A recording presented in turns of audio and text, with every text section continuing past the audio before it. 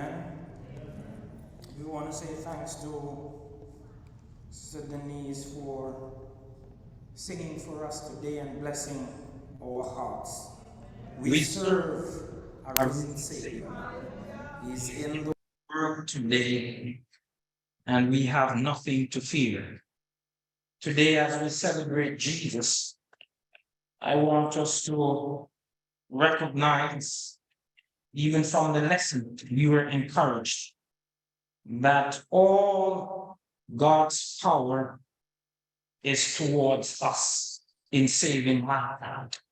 And so, as we listen to the word of God today, I pray that we will minimize whatever distraction there is so that we can hear God speak to us. Two announcements I want us to keep in mind and also to spread the word. We will be having a business meeting. All members are invited to our business meeting, July 22nd at 5 p.m. And that will be next week, Sabbath evening at 5 p.m. The address will be at the Prospect Avenue. That's where we will be hosting our business meeting at the Grace Building. So we bear that in mind as we go forward. Please spread the word. Also, want us to keep in mind the passing of one of our dear elders, Elder Warner. Her funeral will be held the last Monday in July. That is going to be July 31st. And we tried our best to look for a neutral date, but the teachers from the school that she was teaching, that's the date we had to consider them, and that's the date that we're working with. That's the last Monday in July, July 31st. And we haven't gotten confirmation as yet. Venue is set for Hope Church. We have not gotten confirmation, but I still want us to keep that in mind, all right? That the venue will be, the time will be announced, all right? The time is not yet set, and as soon as we get the time, continue to pray for the bereaved family. Let us bow our heads as we go into the word of God.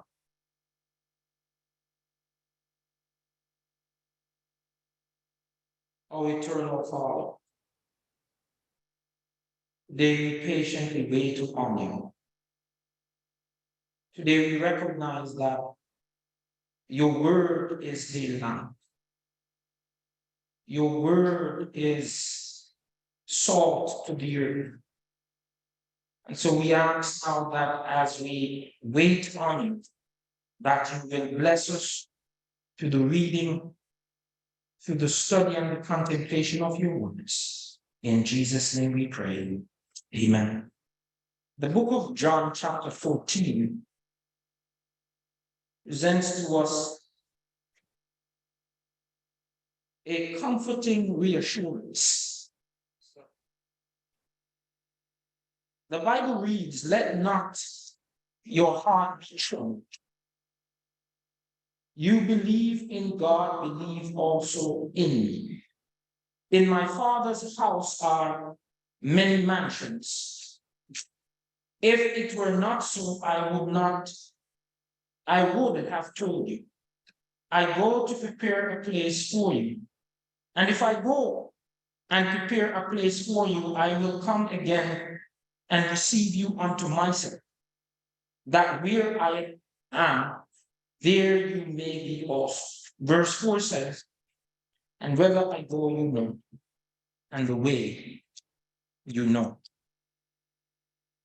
The pen that was put to the papyrus was written over 2,000 years ago. And these words are alive and true for us today. To welcome all those who are online. The words of God are still alive for us today. And because Jesus knew that 2,000 years later, there will be some of us whose hearts are troubled. Yesterday, my wife went out and she came back in. And coming back in, you know, the information that was given, Brother Dean, was not an exciting sort of information. And so once she's going to lift anything, I will have to help her. She can't lift more than 5 pounds, the doctors told her. Our hearts are troubled. There are individuals who are bombarded with the cares of life, and our hearts are troubled. Today, not long ago, we were scared of what would result from the Russia-Ukraine battle. Whether it be atomic, whether it be nuclear, or whether it be biological, the world was afraid. But God, in his infinite wisdom, recognized in 2023 that many hearts would be troubled. And it's our responsibility as a church to point the world to John 14. Let not your heart be troubled, the Bible says. But God recognizes also that this world is not our final home. So he added to the words, let not your heart be troubled, the fact that I have gone to prepare a place. The place, brothers and sisters, that when my car is falling apart, and I'm worried about my next paycheck and how much I have to take out of it to fix the car, Sister Burrell, those times will be. Jesus says, I am going to prepare a place for you. Therefore, let not your heart be troubled. God, there are ways in which God functions. And how God functions is out of love. This you will recognize because God is love. He functions out of love. God is not selfish. God is not boastful. God does not seek his own. So Genesis chapter 1 and verse 1 tells us in the beginning, God created the heavens and the earth.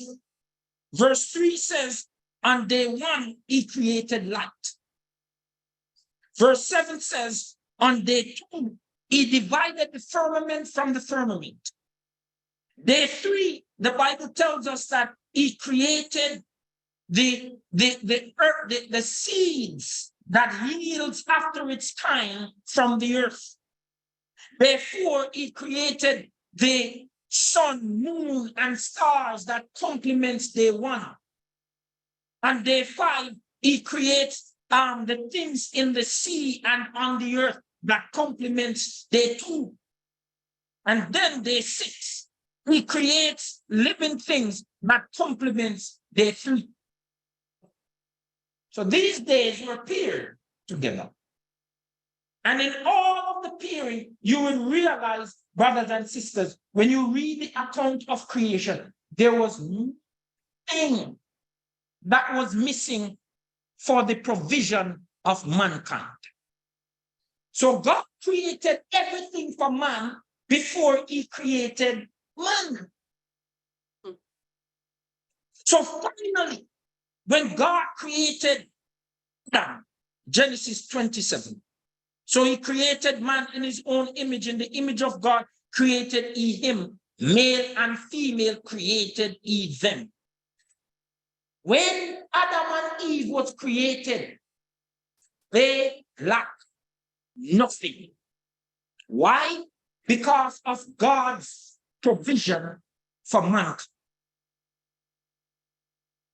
So I am saying this, brethren, to say to us that God, we will lack nothing.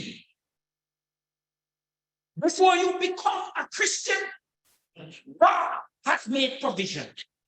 Before you and I were born, God made provision. And the provisions that God would make for us, brethren, are provisions that would not allow doubt or fear to come in our hearts. But yet, we still have doubt and fear. Now, we will recognize that the last act of creation was the creation of man. When man was created, the physical and the spiritual provisions were in place. We serve a God that makes provision, as I said before, for mankind before any crisis would arise. I want you to follow me this morning, brethren. Before the famine in Egypt and the surrounding geographic of Egypt, God put a plan in place in the mind of nations. God gave this young man a dream where atrocities began to take place. This young man reached a place where he was instructed to just create some barns and place some wheat in the barns.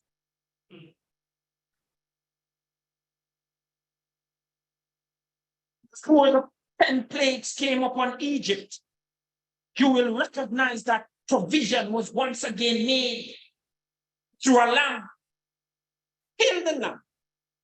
Place the blood on the doorpost and on the lintel, and the death angel, the Bible says, would pass over, and those in the house would be spared. So in the deliverance, the deliverance of Israel from Egypt, Canaan, there was also provision in Canaan before the Israelites got there. When the spies went over, they said, man, we saw grapes that were bigger than our heads. 2 men had to carry 1 cluster of grape on their shoulders.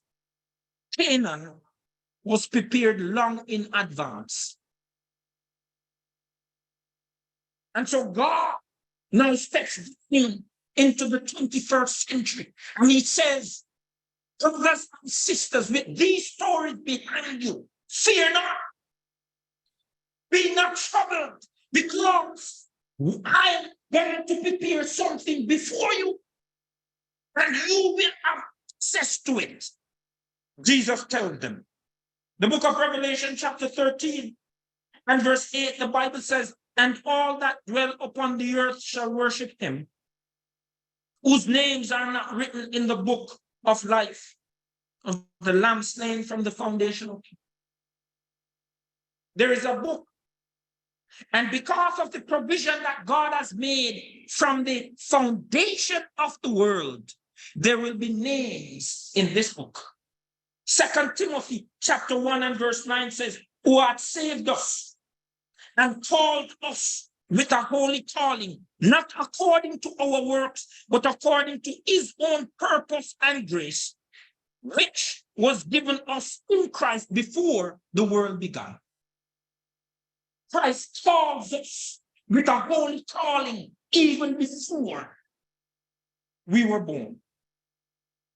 And so if God calls us, it means, brethren, that God will arm us with the tools and the resources necessary for us to remain before him as holy individuals. So the plan of salvation, all details, was in this plan for Christ to come and to save mankind. Time will not allow me this morning to go through all the details of that plan. But the place where he was to be born, the things that would be seen on the day of his birth, they were exact. to the point. When he was to die, the timeline that was given, brethren, was right on target. The tribe to which he was to come out of, even though there were so many conflicts in the past, he still came through the lineage of the tribe of Judah. And Matthew 1:21 says, we recognize that the detailed plan as evident in Scripture, God's nature is to plan. Everything he plans out. Exodus 3 and verse 7, and the Lord says, I have surely seen the affliction of my people which are in Egypt. I have heard their cry by reason of their taskmasters, for I know their sorrows. So whatever it is today, brethren, that you're going through, God knows your sorrows. In Egypt, Israel was stayed in Egypt. And every Israelite that fell dead in the hands of the Egyptian, God knew it. And simultaneously, Brother David might be heading into an accident. My pastor in another state is heading into an accident, and God knows. And he's able to make provision for both at the same time. God knows our sorrows, brothers and sisters. God knows our sorrows when we are having problems on the job. God knows our sorrows when we're having marital issues. God knows our sorrows when we need a breakthrough. A breakthrough from a sin that has held us captive for years. God knows. God knows when we are suffering in the midst of our affliction, illness, and pain. He knows. When the time is right, God came down to deliver Israel from Egypt. And so while God knows your problems, the day is coming when God is going to deliver us from an Egyptian job. God is going to deliver us from an Egyptian spouse. God is going to deliver us from an Egyptian pastor. God is going to deliver us from an Egyptian supervisor. God is going to deliver us. God, at his own time, will come down and deliver you and I. But you have heard the cries of Grace Church, especially since this week. But God will deliver. Man. So I can say today, brethren, is slow down, be prayerful, be hopeful, because God is going to deliver. Brethren, I can tell you, sometimes we're not prepared for it, Brother Smalley. But when God comes to deliver Sister Burrell, sometimes he delivers some of our enemies too. Yes. And you know, because when God delivered Israel, some of the Egyptians, they were on the trip. Some of them were in the first line to cross through the Red Sea. And whether you like it or not, you have to get forward and work with those who God will deliver. God will deliver us from some Canaanites and some Hittites. He will deliver us from some Amorites and some Canaanites. He will deliver us from some Hevitites and some Jezebels. He will deliver us, no matter what the cases may be, brethren. And this morning, I just want to assure us that God has given us that great assurance, that great promise. Let not your heart be troubled. He's going to deliver his people in time and on time. Matthew 6:25 says, therefore I say unto you, take no thought for your life, and what you shall eat, or what you shall drink, or what you shall put on. Is not the life more than the meat, and the body more than the raiment? Verse 26 says, behold, the fowl of the air, for they sow not, neither do they reap nor gather into barns, yet your your heavenly Father feedeth them. Are you not much better than they? Like illustrating this, Brother Ellis, Jesus is saying, do not worry about anything. God is the planner of your life. And brethren, when God makes a plan, it is well done. Yes, amen. You know, one of the biggest problems is, brethren, when your plan has a conflict with the plan of God. When my plan conflicts God's plan. When God's plan is not my plan and my plan is not God's, that's when the problem comes in. Because God knows me. God knows you more than how we know ourselves. As God provides for the physical life, so he also provides for the spiritual life. God has everything first spiritual, and then he will provide for the physical. You know, brethren, my wife wasn't home for most of the day yesterday, as I made mention. And so we were out, Brother Linton, of AC for 2 nights. The system was down. Kids were sleeping without any clothes. So they called me yesterday. The landlord called me and said, I know you worship on the Sabbath, but the men wondering if they can come on the Sabbath to set up the AC. And but I know my wife's desire and I know the kids' desire. And I said to them, you can't come. So he says he's going to see if they can come before sunset. No, after sunset today. So he says, what time is that, Pastor? So I said to him, it's sometime after 8. He says, no, they're not going to make it. That's too late. So I said to him, give them Sunday. Give them Sunday. And so he called me back and said, Pastor, they can't make it till Tuesday. And I said, okay, no problem. Because I'm not going to park in this spot. And I was there, my gone off of it, Brother D, because I'm now thinking about getting some funds and stuff like that. Only to hear the man call me back, Pastor, I found somebody to do it in the next hour.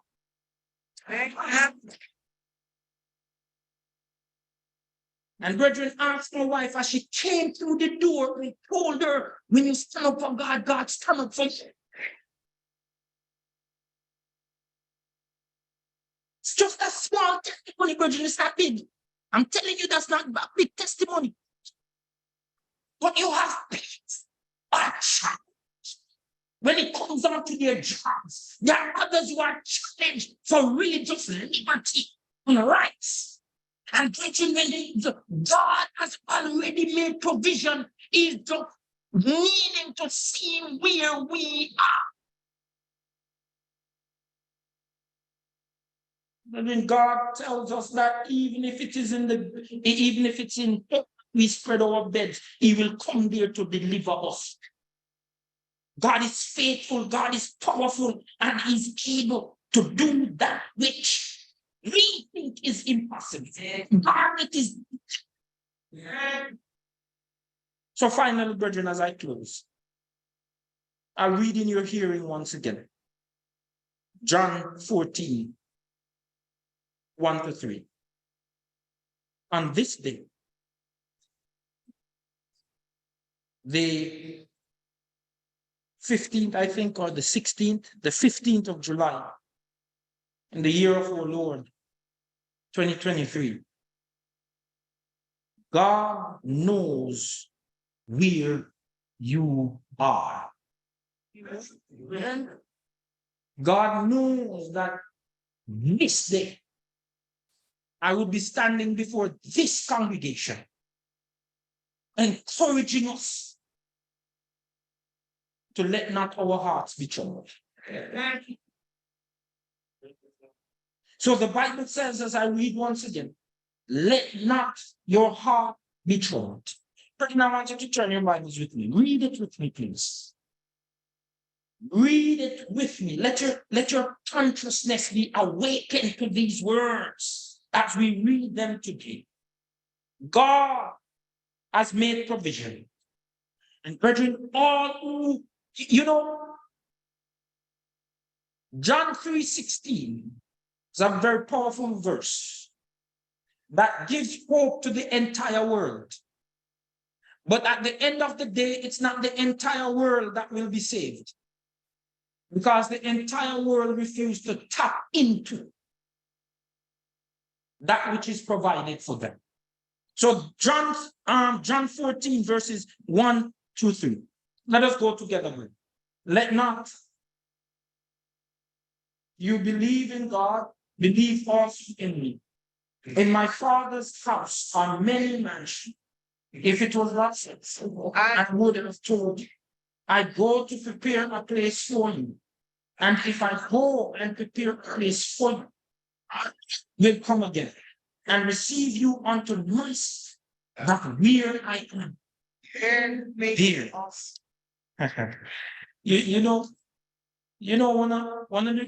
One of the prayers of confession that I have to pray about this verse, Richard. If Biden comes right now and says, Pastor Miller, I'm carrying you to the White House. No mind shot me break the Sabbath to go to White House.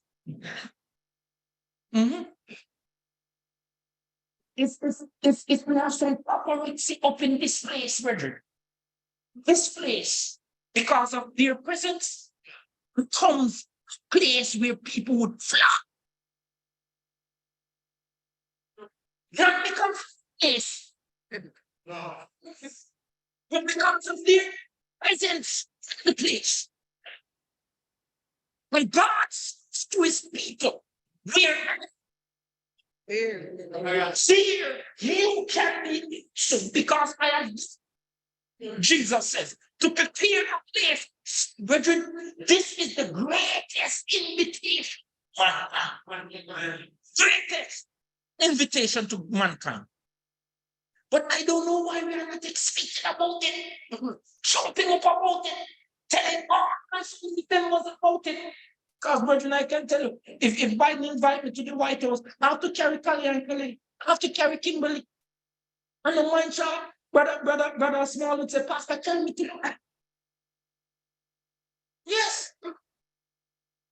So I'm just saying, brethren, we must be on that high to say to our brother, you're talking about a blood brother, a blood sister, a auntie, a real person. With me, because Jesus prepared us. Brethren, if it is your desire to tell somebody about Jesus, to tell somebody about his kingdom, its coming kingdom, stand with me today as we pray. God is willing. And I heard the announcement of Sakari, and I think her church is involved with a program just down the street. They have a crusade down the street. So you can, brethren, you can tell people. I said the next stoplight right here, for those who don't know, the next light, the tent is on the right-hand side, right there. All right. I think it's 3 churches, Sister Carrie. 3 churches are involved in the program. So we thank, she could have been there, but she's here. God bless you, my sister. And thank you for all the visitors coming out, Stuart, the rest of us. Let us bow our heads as we pray, as we continue to share the word of God. Our Heavenly Father, today we thank you that you have given us hope in our hearts. Amidst the darkness and the despair of this world, you have given us hope for my family, hope for the families of this church and this community, hope in our hearts. One day you're coming back for us, whether we are dead or alive. The Bible says that God shall stand, and the dead in Christ shall rise. So whether we are alive or not, You're coming back for us. And we thank you, oh God, for this great hope in Jesus. So, Father, fill us with your spirit. Fill us with the desire to share your words with your people far and near. And Lord, help us to spend time in your words, to read your words, to pray and to worship. And once again, oh Lord, I lift up Grace and the situation that is at hand with our place of worship. And we pray, Lord, when we shall meet together on July 4th, your spirit will bathe us, that we will make decisions that you will be glorified with, and we can rejoice over those decisions. We thank you, O God, for hearing and answering us today. And we pray that you will go with us throughout the rest of these holy hours and give us enough fuel for this week to work and to mitigate against the plans of the enemy. Give us enough fuel, enough power in our vessel to fight off the evil one. These mercies we ask with other than mentioned in the mighty name of Jesus, and the church say, amen and amen.